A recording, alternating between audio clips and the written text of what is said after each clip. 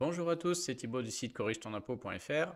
Aujourd'hui, pour ce tutoriel sur la déclaration d'impôt 2024, on va s'attaquer au cas des enfants majeurs.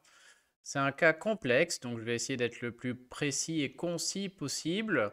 Et de temps en temps, je vous renverrai vers un article du site ou vers la visioconférence totale, puisque on va voir qu'on ne peut pas tout traiter, mais je vais quand même pouvoir vous donner la plupart des astuces.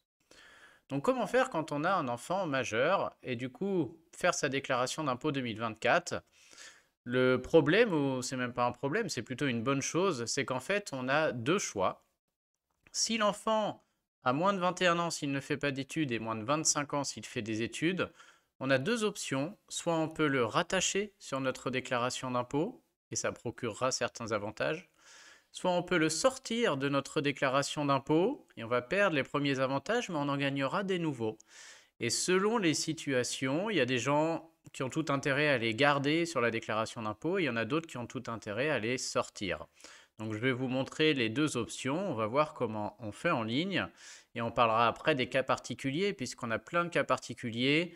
Comment ça se passe quand on a la garde alternée, comment ça se passe quand on a plusieurs enfants majeurs, on a plusieurs options, c'est quoi l'incidence sur la CAF, sur la taxe d'habitation, etc.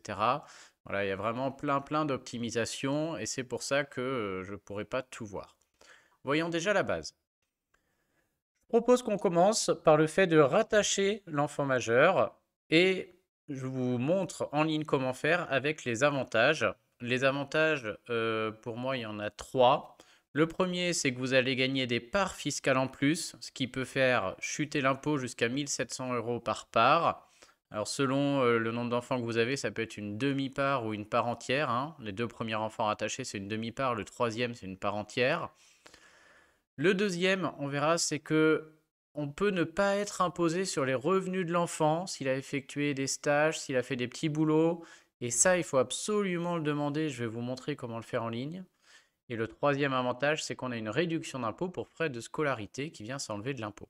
Alors voyons voir tout ça. Tout commence à l'étape 2.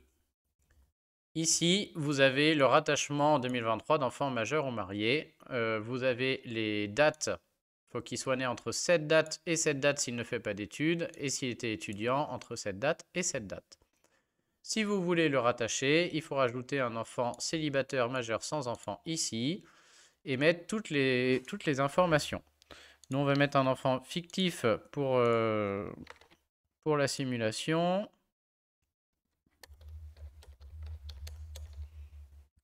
Voilà.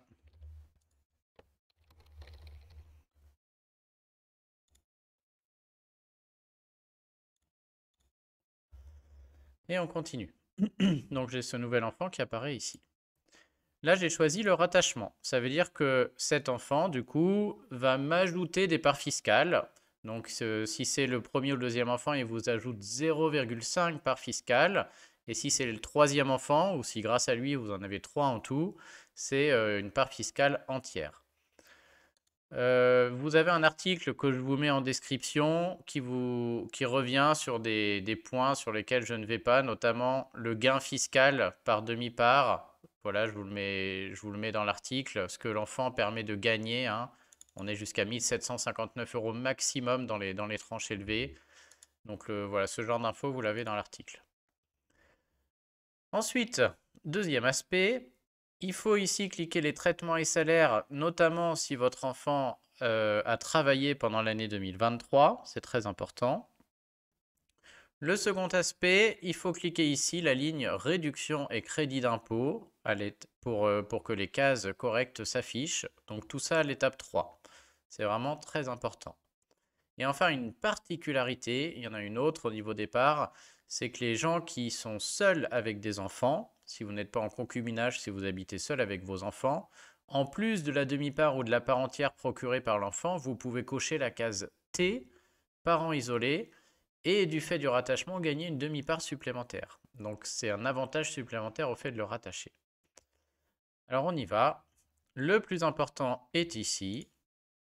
Ici, vous allez voir si l'enfant a eu des revenus. En général, ils seront déjà ajoutés. On va ici les mettre, les créer fictivement. On va imaginer que notre monsieur AA, là, mon enfant, a eu des revenus. Il a travaillé en stage, etc. Et il a gagné 5 000 €. Est-ce que le logiciel veut bien que je valide ça? Bon, attends, SIRET fictif.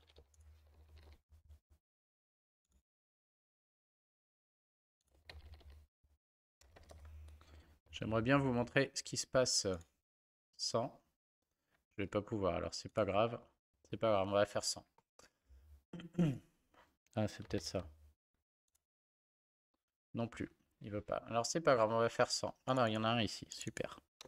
On a un faux numéro SIRET ici qu'on peut mettre.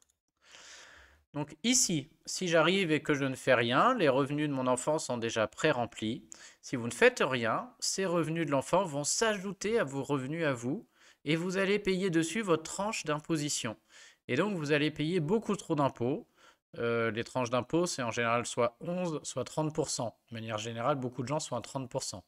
C'est-à-dire que là, si je laisse ça là, je vais payer, il y a un abattement de 10%, donc sur 4500, je vais payer 30%, c'est quasiment plus de 1000 euros d'impôts dans le vide. Et il se trouve que quand on rattache un enfant, s'il a eu des salaires pendant qu'il était étudiant, petit boulot, job d'été, ce genre de choses, on a le droit à un abattement de 3 fois le SMIC. Sauf que cet abattement, eh ben, il faut aller le demander. Donc il faut cliquer sur le petit stylo et il faut aller cocher ça. Étudiant, vous aviez 25 ans ou plus et vous avez fait une activité pendant l'année scolaire, universitaire, durant les congés, cochez la case ci contre. Et du coup, on va en avoir un abattement de 3 fois le SMIC, donc jusqu'à 5200, il me semble, 204. Ouais. On a un abattement de 5204 qui va s'appliquer automatiquement et s'enlever du revenu imposable. Et donc, en procédant ainsi, vous, vous allez pouvoir annuler totalement le revenu de l'enfant. Il faut aussi cocher ça cette année, c'est nouveau là, comme quoi il est étudiant. Et du coup, vous voyez, mon total à reporter passe à 0. Si jamais il était à 6000, dans ce cas-là, l'abattement s'applique et le reste, donc les 796 qui restent entre 5204 et 6000, sont imposés avec les revenus du parent. Donc c'est vraiment primordial de corriger cet aspect. C'est une erreur que je vois qui est très très fréquente. Si jamais votre enfant il était apprenti, c'est un abattement qui est encore plus énorme, qui est de 20 000. Hein. En général, les apprentis ils sont plus dans les 15 000 euros l'année. Ça vaut toujours le coup de les rattacher parce que leurs 15 000, on les annule totalement avec cette case aussi. Hein, 20 800 cases d'abattement. Et donc, il ne faut pas hésiter à le faire. Alors, si vous vous rendez compte de cette erreur et que vous ne l'aviez pas fait les années d'avant, je vous invite à deux choses. Soit me contacter par la rubrique ici, vérifier votre déclaration d'impôt, et je vérifierai s'il y a matière à corriger et obtenir un remboursement. Ça se corrige avec un courrier professionnel. Soit aller voir la conférence. Donc, sur le site, il y a un système d'abonnement qui permet de voir des conférences en direct. Et on en fait une le 31 mars sur les enfants majeurs et l'impôt. Et donc, on verra ça rapidement, mais surtout pendant cette conférence, je vous expliquerai, je répondrai à toutes les questions déjà, et je vous expliquerai surtout comment corriger, je vous donnerai le courrier de correction, et puis on verra aussi comment faire les bons calculs pour savoir s'il vaut mieux le rattacher ou non. Donc imaginons, mon enfant a gagné 5000, cette fois je fais attention, je dis bien qu'il était étudiant, je coche ici, et du coup ces 5000 sont annulés. Ce petit montant ici que vous voyez, c'est ce qui a été pris à la source sur son salaire. Au moment des stages, des revenus comme ça de l'enfant, on ne connaît pas son taux à la source, parce qu'il n'a pas eu de revenus, il est rattaché aux parents. Et donc le fisc, par défaut, prend un taux neutre à la source et il faut qu'il soit remboursé lors de la déclaration d'impôt. Donc c'est très important que ça reste rempli ici et on va le retrouver dans les cases 8 à la fin. Retenez bien ça parce que ce sera très important. Si on détache l'enfant tout à l'heure, il faudra prendre le soin de reporter ça pour que ce soit remboursé aussi. Donc cette fois, on voit que c'est bon. Donc premier aspect. Le deuxième effet, si j'ai un enfant rattaché, c'est au moment des cases numéro 7. Comme j'ai coché réduction d'impôt, cette rubrique va s'afficher. Et là, vous avez ici, nombre d'enfants à charge poursuivant leurs études, où vous pouvez indiquer combien vous avez d'enfants au collège, combien vous avez d'enfants au lycée et combien vous avez d'enfants qui font des études supérieures. Et donc, en général, l'enfant majeur qu'on rattache fait des études supérieures et on peut indiquer qu'on en a un qui fait des études supérieures. C'est une réduction d'impôt de 183 euros. Et c'est tout pour cette première simulation. Donc, ce que je vous conseille, c'est de faire cette simulation, d'aller au bout et de regarder combien d'impôts vous avez à payer. Je vais vous montrer d'ailleurs, hop, je vais enlever tout ça. Si vous voulez vérifier que vous avez bien la réduction d'impôt, notamment qu'on vient de cocher pour frais de scolarité, c'est important. Je vais vous montrer. Hop. Donc ici, vous avez consulté le détail du calcul à la fin. Et vous pouvez voir s'il y a une ligne réduction d'impôt ou pas. Si vous voyez une ligne réduction d'impôt avec 183 €, c'est que vous avez bien coché la case. Là, on voit qu'elle n'apparaît pas. Alors c'est tout simple, c'est une réduction d'impôt. Ça veut dire que si votre impôt n'est pas suffisant, là mon impôt est à 0, la réduction d'impôt n'est pas rendue. Elle s'enlève uniquement de l'impôt. Et donc, les gens qui remplissent bien la case qu'on a vu en mettant un enfant en études supérieures et qui n'ont pas la réduction d'impôt, souvent c'est normal, c'est parce que vous n'avez pas d'impôt à payer et du coup la réduction n'a pas d'utilité. Voilà, pour la petite explication. Donc vous faites cette première simulation et après il faut en faire une autre, puisque on a dit vous avez un deuxième choix qui est de dire retirer l'enfant majeur. Si je le retire, ici, il faut que je le retire, là je l'enlève complètement. Il y a un premier aspect, c'est que cet enfant majeur doit faire sa première déclaration tout seul, ou sa deuxième s'il en a déjà fait. Donc soit il a un espace en ligne, il se connecte à son espace en ligne et il remplit sa déclaration en indiquant juste les salaires et surtout le petit taux à la source qu'il a déjà payé dont j'ai parlé tout à l'heure, pour que ça lui soit remboursé. Soit il n'a jamais fait de déclaration et vous pouvez faire un papier pour la première fois. Je vous mets dans le lien, dans la description, le lien vers le formulaire papier où il y a les cases du salaire et les cases du taux à la source à rembourser. Outre le salaire, on va voir qu'il y aura peut-être une pension à remplir dans la case 1AO. Je vous explique pourquoi après. Donc là, j'ai enlevé l'enfant. J'ai perdu ma demi-part, j'ai même perdu une part entière. Si j'avais droit à la case T parce que c'était mon seul enfant, je n'y ai plus droit. Donc je perds au niveau des parts fiscales. C'est une perte qui va parfois jusqu'à 1500-2000 €. Par contre, maintenant que j'ai plus l'enfant, je vais cocher une case que je n'avais pas cochée tout à l'heure. Je vais cocher la case ici, charge déductible. Très important. On va voir pourquoi. Les revenus de mon enfant, du coup, ne sont plus là. Donc, détacher l'enfant peut être intéressant quand il a gagné des sommes qui étaient au-delà du plafond et qui s'ajoutaient à vos propres revenus. Là, du coup, elles ne sont plus là et on n'est plus obligé de payer de l'impôt sur les revenus de l'enfant qui étaient au-delà du seuil d'exonération de 5 200, là, de 3 fois le SMIC. Donc ça peut être un premier avantage à le détacher. Par contre, on n'a plus le droit à la réduction d'impôt pour frais de scolarité. Ça, c'est terminé. On ne peut pas la demander. Mais, on a droit aux cases numéro 6. Alors, où est-ce qu'ils l'ont basculé celle-ci? À la case 6EL. Si votre enfant est sorti du foyer fiscal, c'est-à-dire s'il n'est plus avec vous, vous pouvez par contre déduire une pension. Ça, c'est tout à fait possible. C'est-à-dire que votre enfant fait sa propre déclaration. Et il y a deux choses. Soit vous l'aidez à payer le logement, l'habillement, la nourriture. Et dans ce cas-là, toutes ces sommes que vous avez versées, vous pouvez les déduire dans cette case-là, qui est la case 6EL. Alors, ce n'est pas une réduction d'impôt. Hein. Si je verse 5 000 € à l'année, ce n'est pas 5 000 € d'impôt en moins. C'est 5 000 € qui s'enlèvent de mes salaires. Et donc, j'y gagne la tranche d'impôt. C'est très technique et c'est pour ça que c'est dur de faire le calcul. En tout cas, je peux déduire tout ce que je lui verse. Il y a un plafond maximum par enfant qui est de l'ordre de 6 000. Alors le logiciel le fait tout seul, je l'ai mis dans l'article, 6 200 cette année. 6 674 maximum cette année. Si vous mettez 7 000, comme c'est dans la case 6EL, là, et que le logiciel sait que c'est un enfant majeur, il retiendra que le plafond 6 674 par enfant. Donc si vous avez plusieurs enfants, pensez bien à détailler ici. Donc ça, c'est le cas où vous lui versez de l'argent, faites des virements réguliers, ou voilà, vous pouvez prouver que vous lui avez versé des sommes, ou vous lui payez son loyer, ce genre de choses. L'autre aspect, c'est si l'enfant habite chez vous, et dans ce cas-là, le fisc estime que comme il habite chez vous, eh ben, concrètement, vous lui payez entre guillemets un loyer parce qu'il a sa chambre, vous lui payez la nourriture parce qu'il est chez vous, et dans ce cas-là, sans justificatif, vous pouvez déduire un forfait que j'ai sûrement mis dans l'article aussi, qui est de 3 968 € par an. Donc si par contre, voilà, il habite chez moi, je peux mettre 3 968.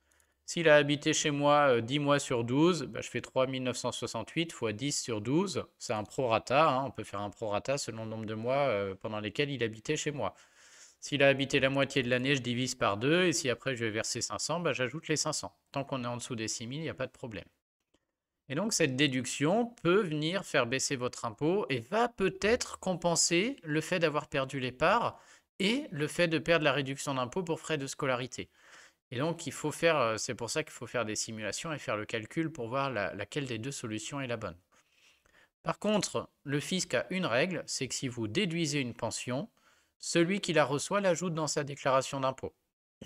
Donc l'enfant, quand il fait sa propre déclaration d'impôt, il va devoir ajouter cette pension à ses salaires éventuels s'il en a eu. Et normalement, hein, il ne sera quand même pas imposé. En France, vous commencez à payer de l'impôt quand il y a 16 000 euros de revenus imposés à l'année. Donc c'est assez rare que l'enfant il gagne plus de 10 000 euros à l'année quand il est étudiant. Même en rajoutant 6 000 de pension, on arrive à 16 000. Tout seul, il ne paye pas d'impôt. Mais voilà, c'est quelque chose à prendre en compte dans la balance. Je vais quand même au bout de cette simulation avant de vous montrer l'autre case. Le fils veut le détail. Avec plaisir, je vais t'en donner du détail, moi. Hop. Il est content.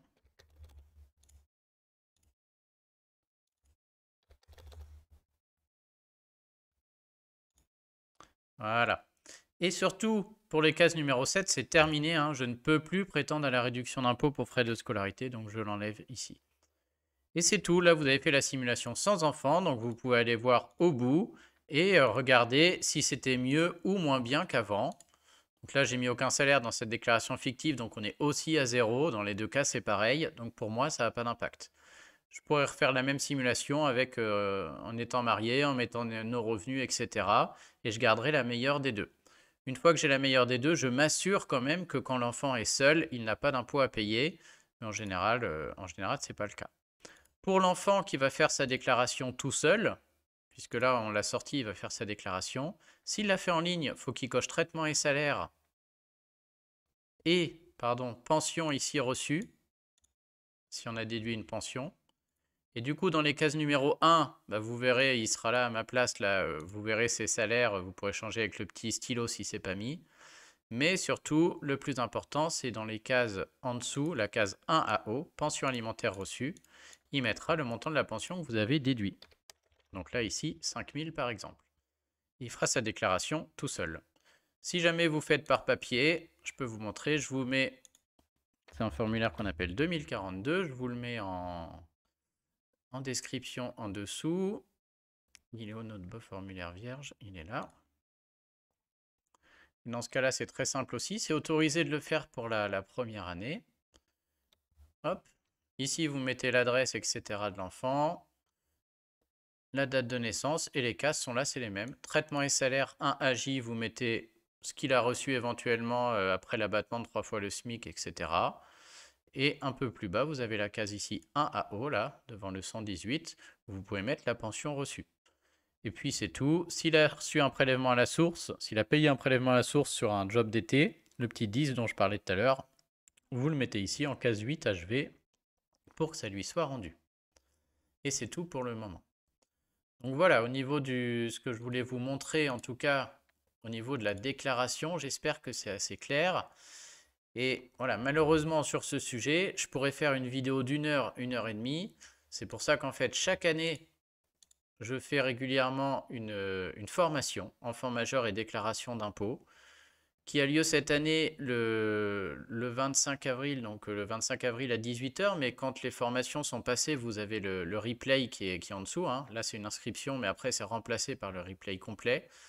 C'est réservé aux abonnés du site, mais si vous êtes concerné, je vous conseille vivement de passer le pas. Le prix de l'abonnement sera largement rentabilisé par ça, puisque on verra plusieurs aspects. On verra du coup déjà comment anticiper chaque année pour savoir si c'est mieux de le rattacher ou si c'est mieux de le sortir.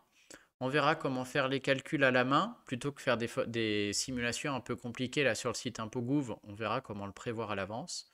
On verra pour les gens qui ont déclaré des revenus de l'enfant les années passées, comment corriger, et je vous montrerai aussi en ligne comment aller voir si on a vraiment été imposé ou pas sur les revenus de l'enfant. C'est quelque chose qui est assez facile à voir, et une fois que vous avez le courrier professionnel que j'offre pendant la conférence, à corriger, c'est simple, hein, c'est un mail sur l'espace en ligne et ça se corrige tout seul.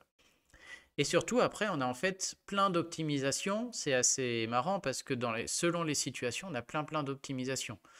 Je prends juste l'exemple d'un couple séparé qui a deux enfants majeurs qui font des études. Vous imaginez toutes les possibilités. Ça veut dire que si les deux-là s'entendent bien, monsieur fait sa déclaration, madame aussi, peu importe qu'ils soient mariés ou pas, si les deux-là s'entendent bien, on peut faire plein de choses. Parce qu'on peut imaginer faire plusieurs simulations avec monsieur tout seul, les deux enfants sortis, madame toute seule. Je peux aussi imaginer une simulation avec monsieur un enfant tout seul, madame toute seule, monsieur deux enfants, madame toute seule. Mais j'ai aussi monsieur pas d'enfant, un enfant non rattaché, madame un enfant rattaché. Ou j'ai aussi monsieur tout seul, deux enfants tout seul, madame avec les deux enfants. Donc pas d'enfant, madame avec les deux enfants.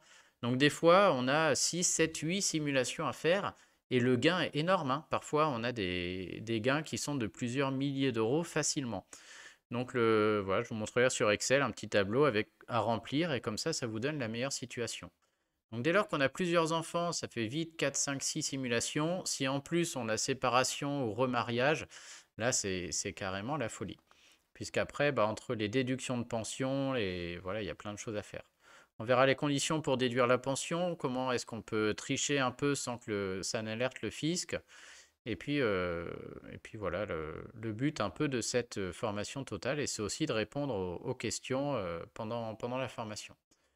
Donc j'espère que cette vidéo vous a plu. À très bientôt pour ceux qui rejoignent la formation. Je me réjouis de vous y voir. Et si vous avez des questions simples, là bien sûr pas de problème, j'y réponds en commentaire de cette vidéo gratuitement. Je vous invite déjà à bien lire l'article, il y a quand même énormément d'infos sur cet article qui est complet et je reste disponible si c'est des questions rapides auxquelles je peux répondre en moins de 2 minutes. Je vous souhaite une très bonne journée et je vous dis à bientôt. Au revoir.